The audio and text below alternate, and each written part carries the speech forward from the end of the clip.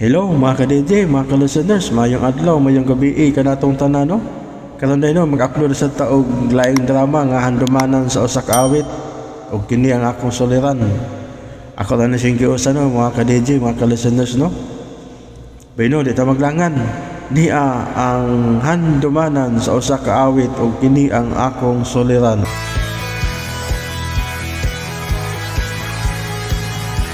RMN Drama presents Handumanan sa Awit. Ano ba daw sayang kaagi karon? Mao kining usa ka lalaki nga nagtuyo sa Cagayan de Oro City. Ang atuan tampo nagdasangan nga Steve.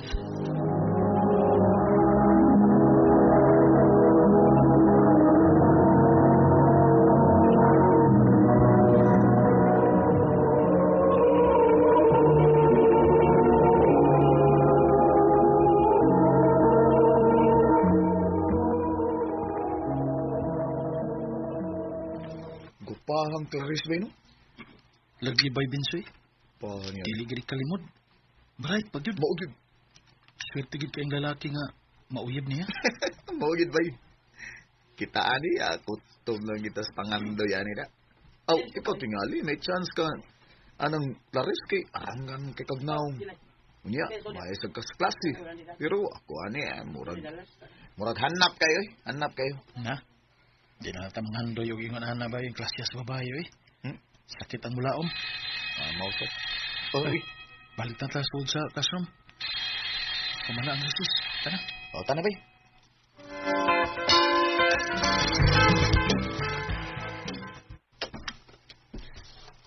Class, get your notebook and copy everything on the board.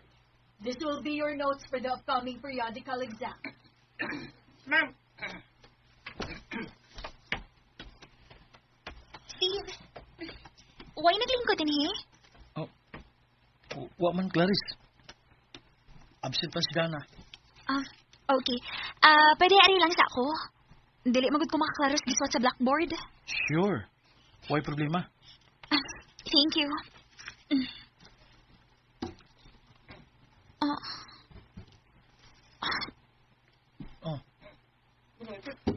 May problema?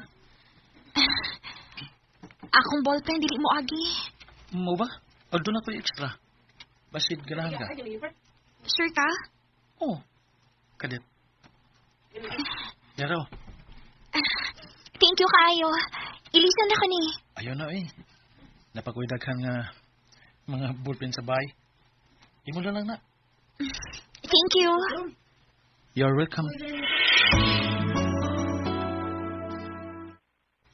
Steve, thank you sa ballpen ganina ha. Ay kaso? Basin gusto ka mag-snacks. Librehan di ka. Ha? Ayaw lang eh. Okay ra. Busog man ko. Kung ano lang, libre ka ni weekend? Nga naman. Invite na titikas sa amo. Birthday man sa kong papa. Ha? I hope dili ka mo balibaran. Oh. Sige. Ang sa pang orasa?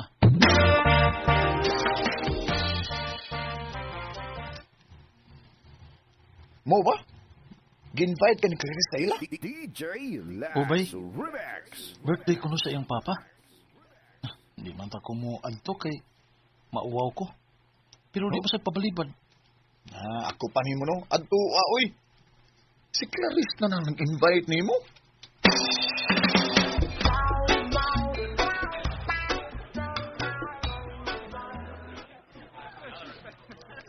Maayo kinakaanihin sa gyud. Dali, Steve. Ipala-ila tikat nila mamagpapa. Ha?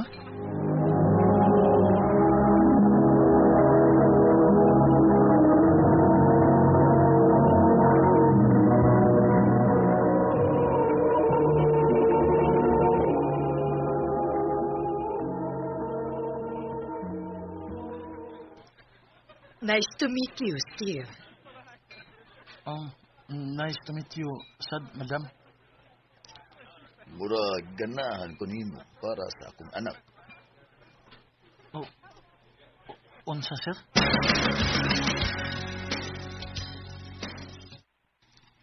Pasensya ka na lang magpapa, ha? Mga siawon kito sila. Lagi. Mailan bitaw, Clarice? Mm. Oh, lo. Yagan ko nimo sa aping. Thank you, Kiss. Clarice. Asban ako. Salamat sa pag-anhi. Panguyabi na dayon. Klaro kay na ba nga naibog na sa Clarice nimo? Bay Binsoy. Oh, sige ka, maunahan gani ka. Daghan ba yung nag-atang na niya din sa ato eskwelahan? Manguyab ka na ako? Oh, Clarice. Doon na pa ko yung chance? Karon pa lang. Gisugot ati ka, Steve. Oh, tinuod? O sa pamaytod tayo na ako. Dugay na kati kang crush. Dili lang ka managad na ako. Seryoso ka? Ako, crush ni mo? O lagi. Sao na ra. Dili lang gid ka managad na ako. Sorry. Mauwaw mo sagod ko. Saan nga, guwapa ba ka niya? Bright pag yun. Dili ito maghisgot pa, ana. Ang importante karon, kita na. Thank you, Clarice. Thank you. Isaan ako. Dili tagit ka pasakitan. Thank you, Steve.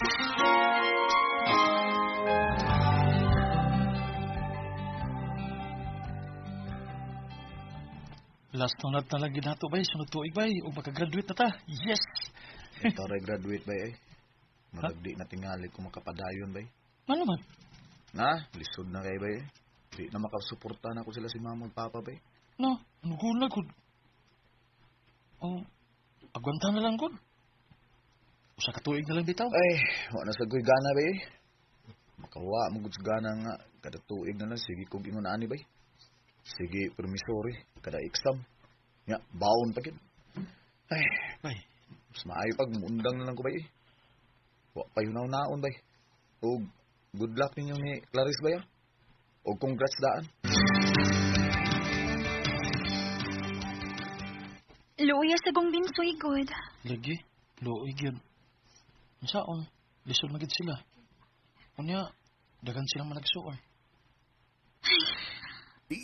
Bisag usahay, boring kay huna-hunaon nga ako rang usa nga anak. Pero, makaingon sad ko nga swerte gihapon ko. Kaya wa may laing huna-hunaon sila sa papag mama, kung dili ako ra. Wa ko'y katungha. Maog yun. Ako bitaw, bisag duha ra ka buka kumanghod. Maglisod man gihapon. Samo ta sila sa Binsoy. Sige lang. Iampo na ko permi, babe, nga puhon. Matuman na gid ang tanang butang nga imong gipangandoy. Thank you, babe.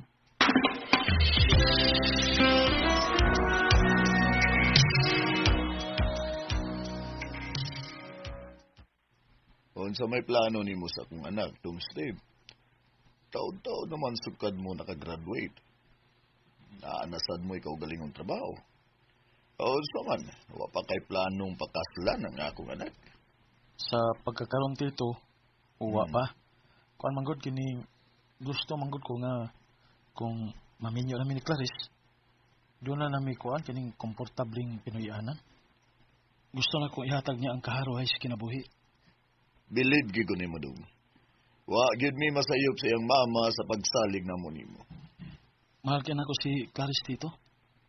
O isaan ako ninyo. Dili gina ako gubon ang inyong pagsalig nako. Ayaw kablakat dito. Pohon kung hanay na ang tanan, kamo ang una na akong pahibaon nga mag-propose na ko ni Clarice. Salamat dong.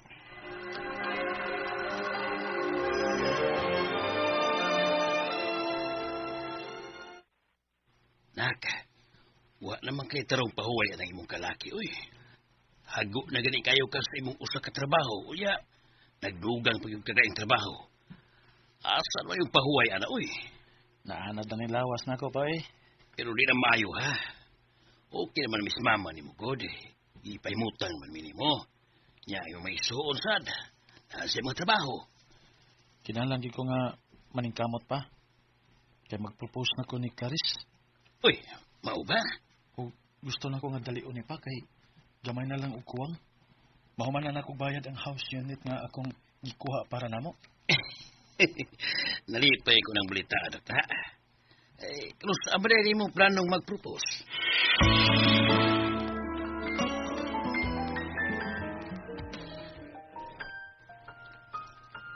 Oh, Steve.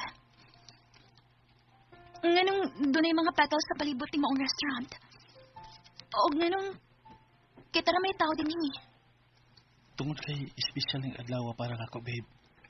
Mao nga gituyo gini nako nga ipasit na pug ingon ini ang restaurant. Steve. Will you marry me?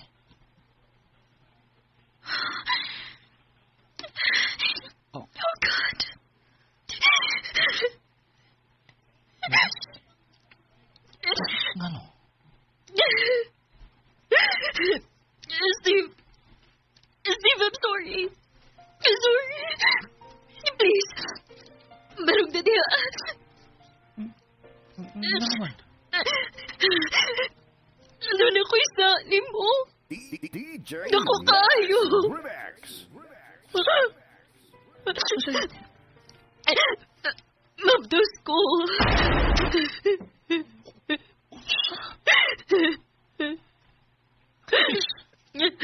Pero, usa kita buka. Sayaman. Steve, sorry. Sorry.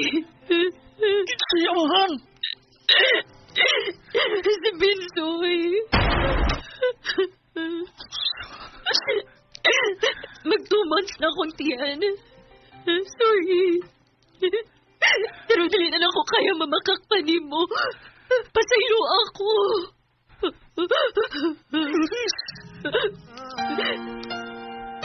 Everything I learned from you. You were my only. Grabe ang kasakit nga akong gibati sa dihang libaw-an ako. Nga mabdo siya. Ug ang mas nakasakit yun, kaya ang amahan, suod na kong amigo. Lisod dawaton.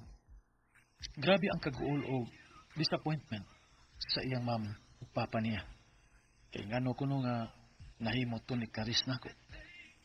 Sakit gid kaayo para nako kay ila ka tuig nga naghago ko maayo para lang sa among kaugnayan.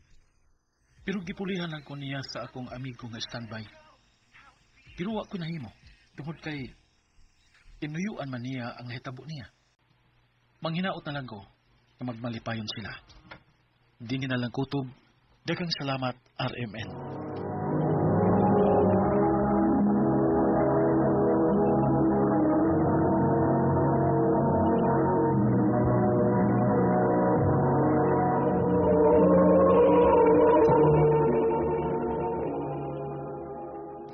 Mao ka mga galang kaagi ni Steve nga taga Cagayan de Oro City.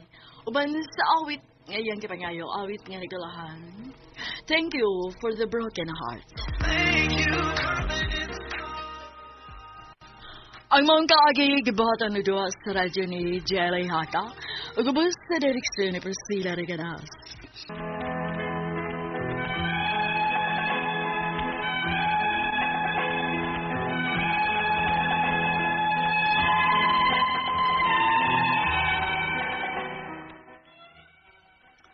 Maayong adlaw kaninyong tanan nga nagpaminaw karon, ning tulumanon kini ang akong suliran, ilabi na kaninyo Dr. Rene Obra o Attorney Elaine Bathan, ingon man sa mga artista nga maghatag og kinabuhi ning akong suwat suliran. Tagualang ko ninyo sa pangan nga Laya, hingkod ang pangidaron, minyo og may tulo ka mga anak. Dagko na ni sila, o kini ikaduha na kong anak ang Cruz kayo nako. Mas may patunggagmay pa sila kay makontrol pa nato. Sa nanagko na, di napapugong silang buhaton. Itago na lang sa diay ang akong address. Punto legal kining akong suliran. Kabahin kini sa panag-away sa akong bana ug anak. Aron inyong hisabtan, ingon inyang mga panghitabo. Asa Jeric? Ha? Nga na naman sad mo? Buang-buang ning bata, ah. Sige, hatag og baon sa eskwelahan. Wa nam mo eskwela? Unsa? Wa pa mauli. Wa pa man. Tanaw, mamakak pa ba ni ron? Oh, siya na nang nagpaingon diri ay. Karon lang yung bata, ah. Kalma lang ha. Istoryahan lang gud nato gud. Kalma. Di madag kalma. Di madag istorya na tawhana. Karon lang yun, ha. Gahay gig kay ni. Pasin bag di na tinuod ba? Di tinuod. Nga dito ko gikan sa eskwelahan.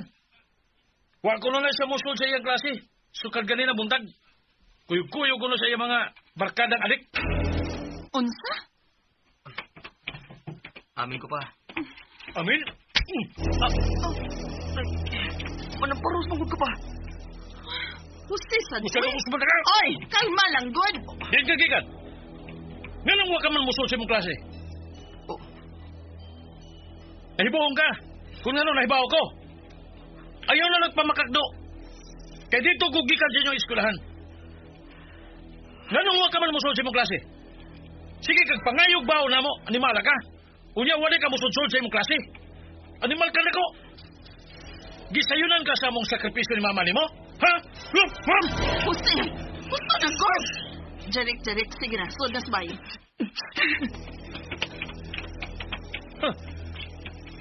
Hilak-hilak pang kanahan. Siya pa'y nakasa. Imo masagong idapatang bata gud. Bata. May gara na. Ha? Kay laban-labanan man mo. Bata gutaw nga taas naman kito na ako gani. Ay, gusto na gud. Uy, nasige kasuko dia kay high blood ka baya. Ako na magkiksulti sa atong anak.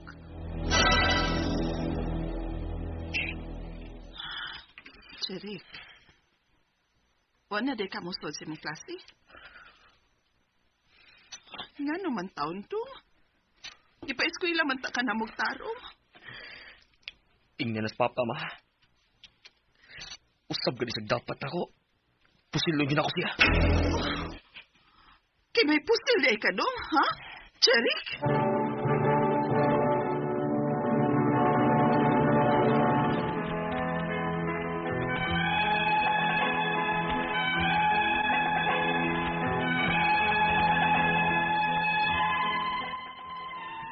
Grabe ka kontraryo ni akong bana sa among anak nga lalaki. Badlungon masab kong bataa kay nabuang sa barkada. Ug ang labaw na mga kabalakan, kay mga adik ang mga barkada ani. Hangtod nga, wa na namo kini pa eskwelaha, kay di man sabgyud musod siyang klase. Apan sukad di siya natamparusan sa iyang amahan, dili na sila maayo og relasyon sa iyang papa. Nagtuming ang pagpaundang namo niya og eskwela ang sulbad sa tanan. Apan nagsige na lang gyud hinon og laag kauban ang iyang mga barkada, diin may grupo-grupo na sila. Unya, ay, Ginoo. Pila na ron ka adlaw nga wa maulis Jeric. Oh. Nagsige ka maglili diya sa dan paingon diri sa ato. Nag-atag kong Jeric na mauli. Anak man gito siya mo agi-igod. Ay sus, ay natugunaw na ang bata. Dako na to. Basig wa taon to makakaon ang imong anak ko si uy. Sa ako nagikaingon, dako na to. Mabuhi na to iya, ha? Kung maning kamot siya, mabuhi gid siya. Unsaan man tan pagpaningkamot adto nga magisod pa mga ito pangitag trabaho? Iwa pa to makaw mag-eskwela. Oo, ipabati niya ang nilugdangan sa iyang binuhatan. Ikaw ba husi ba? Kung makasulti ka, no, morigyong dili ni mo anak Jeric. Anak ang akong pag-ila niya. Apan siya? Naghuna-huna ba siya? Nga may mga ginikanan pa siya? Ay, ni ana di ay. Gihatod og motor sa iyang barkada. May pagkuhan na lang siyang ulit. Hilom na lang gud uy. Ako na makiksulti niya. Sugaton ako ang atong anak. Anong karon ra man ka na uli dong? Dito kang puntaan na mo eh. Nulit ako kay magkaw sa mga buta. Sa akong masinina. Ha? Asa man ka? Naging na ngayon lang si pangutan na. Sulak uto ko eh. Taro nga tubag ng imong inahan, ha? Ayaw kahig-higi si mong tingog. Buwanga ka? Di asring nakaingon ay kung anong naingon ko ini. Ito yung isulti mo? Jeric. Kagawa! Jose! Kagawa! Mauni duolay. Kining mo. Ay! Ay! Kumikot sila ka, Jeric! Huwag ka mong imong amahan! Huwag ka Sukol ka din ako, ha? Maunay ka nini akong nagunitan sa imong kilid doon sa... Hirit! Janek! Huwag ipusil mo ang atong anak!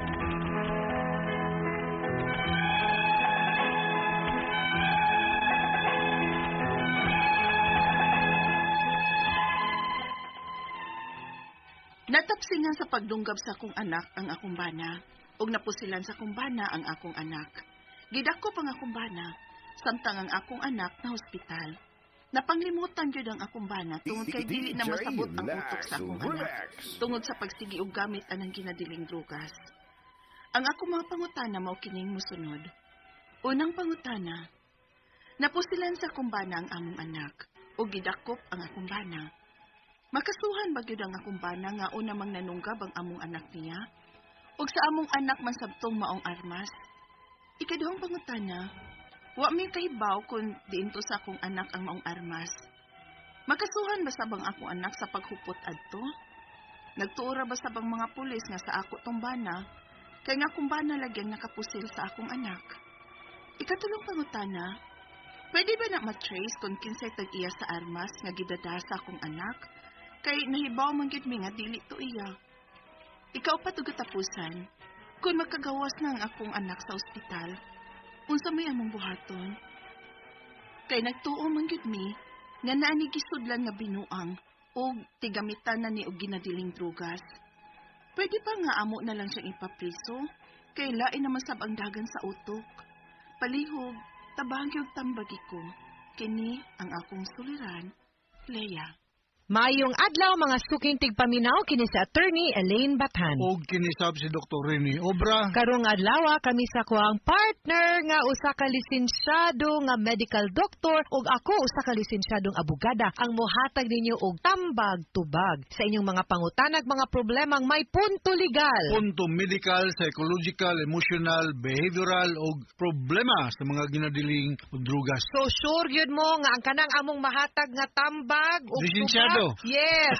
Tinuod, no? Amo ginang gipaning kamutan nga base sa inyong mga gipadana mong suwat, ninyong mga suwat o mga pangutana, medyo sakto po, dugay basihan ang among mga tubag, di ba, Dok? Yes. So ay namo pagdugay, ipada ang inyong suwat sa suliran_612@yahoo.com Or sa atong Facebook account, kini ang akong suliran, official writer's page. Pwede sa atong ipadala sa 3rd floor Jose R. Martinez Building, Osmeña Boulevard, Cebu City. Yes, and kinsa may mga ato ang quote for the day, Doc? Yeah, ang atong quote for the day is that your life is a perfect classroom journey. There are lessons to be learned.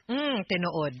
Ha? Na Hantag ma-learn. anything sa tanan, no? Whether through good or bad experiences na Mas to, Doc. daghan ko tag ma-learn nato ni sa atong mga bad experiences. Yes, because they will make us stronger, man. Yes. Diya man ta makaingon nga, naaday ko'y pagsipyat, naay pagkuwang, so mas tarungon ko ni, sunod, ani gani, di na ni mao akong buhaton, mo na ni akong buhaton. Diba? It makes us, and it's a test of our character po, Doc. No? Kung unsa ta mo react sa mga ingon ana nga mga bati or negative nga situations, dinha makita og unsa gyud ta. Maka-learn ko na tagdagan nato ni outside of our comfort zone. Tinuod. Correct yun na. Kay kung kampante ka, Sige lang na sa mong kwarto, wag yun, mahita mo. Sihalan sa dyan ka mo amo sulay, makaambak bakag makalabang baka. Diba? Yes, okay sa mga i-greet na to. Greet na itong mga guwapo o mga aktibo nga mga security men, security officers diya sa TRC Drug Rehabilitation sa Argao, Cebu. Si Geraldine Lopez, Gistoni Mamulang, Jeremy Sisiban ug Bonifacio Hirames. Di si Mistro sa itong mga staff sa Brotherhood Health Center sa Basak, San Nicolas, Cebu. Ang atong midwife diya, si Ma'am Lucy Bismondo Balubo,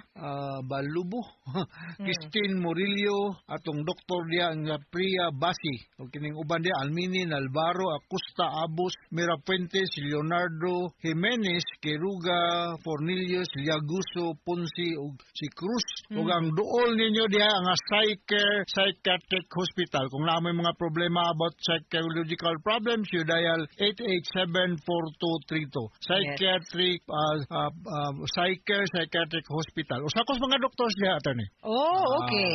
Well, then they are assured nga naagi maayong doktor dito, Dok. Kinaamang ka. Na. Diba? Letter sender karong adlaw si Leia. Si Leia, 45 years old, taga diin ba to ni si Leia? Taga, asa ba to ning ila, attorney? Leia? Oo. Wa ni niya man gisulti. Taguon naman sa panga no address given pero gipada sa kini ang akong suliran, official writer's Oh, seal. minyo ni siya og may tulo ka mga anak. Yes. So dagko na yung mga anak, no? Wa niya gibutang ang iyang complete nga address. So unang pangutana ni Leia, punto legal ang atong kaso karon. Unang pangutana, napusilan sa akong bana ang among anak. Badlungon man gud to katong ilang ikaduha, Dok, di ba?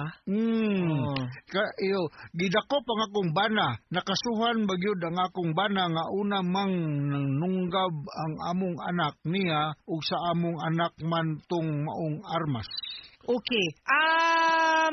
Makasuhan gyud gihapon. Pero kung ma-prove na to nga that was not nailog ra to niya ang armas, and then that was an act of self-defense kay there was already an attempt sa iyang kinabuhi unya at that precise moment na miligro pod ang iyang kinabuhi kay giatake na siya, then pwede siyang maabsuelto, no? But he will have to undergo through the process sa pag-prove sa iyahang mitigating o kanang gitawag natong justifying circumstances to show nganong nabuhat to niya. Kay kung wa pud to niya buhata, then siya pud nauntay na angol or namatay unta karon, no? So muna gitawag nato nga justifying circumstances diin pwede tang maabsuelto pero mingon jud ko nga makasuhan jud gihapon ta. Kay kana bitang wa nato tuyo no? Kana mga anything makasuhan man gyud ta but ato lang gyud i-justify, ha?